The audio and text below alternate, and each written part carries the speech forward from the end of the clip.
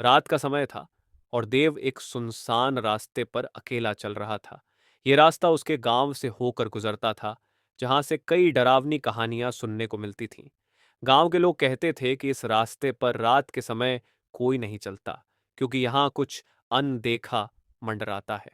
लेकिन देव इन कहानियों को बस अंधविश्वास मानता था। वो अपने दोस्त की शादी से लौट रहा था और देर हो चुकी थी, इसलिए उसने वही रास्ता लिया। हवा तेज थी और पेड़ रह रहकर सरसराहट की आवाज कर रहे थे। देव ने अपने चारों ओर देखा, दूर दूर तक कोई नहीं था। रास्ते के बीचों बीच एक पुराना बरगद का पेड़ था, जिसके बारे में कहा जाता था कि वहां आत्माएं रहती हैं।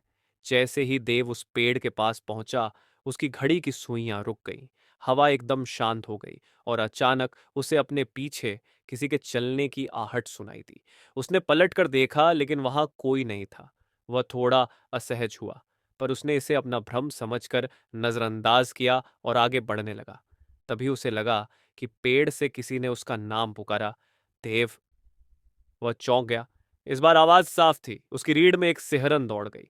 देव ने खुद को संभाला और तेजी से आगे बढ़ने लगा, लेकिन हर कदम के साथ उसे ऐसा महसूस हो रहा था कि कोई उसके ठीक पीछे चल रहा है। जब देव ने फिर से मुड़कर देखा, तो उसकी आंखें चौड़ी हो गईं।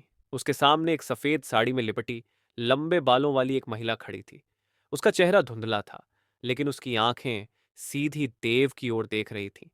देव के पैर जम गए। वह पीछे हटने लगा, लेकिन महिला धीरे धीरे उसकी ओर बढ़ने लगी। उसकी चाल धीमी थी, लेकिन उसकी मौजूदगी से चारों ओर का माहौल भारी हो गया था। देव के हाथ पांव सुन्न हो चुके थे और उसके मुंह से आवाज नहीं निकल रही थी। तू यहां क्यों आया? महिला की आवाज गूंज उठी। उसकी आवाज इतनी ठंडी और भयावह थी कि देव का दिल जोर जोर से धड़कने लगा। वह महिला अब देव के बिल्कुल सामने थी। अचानक हवा तेज चलने लगी और पेड़ की शाखाएं जोर जोर से हिलने लगी। देव ने अपनी पूरी ताकत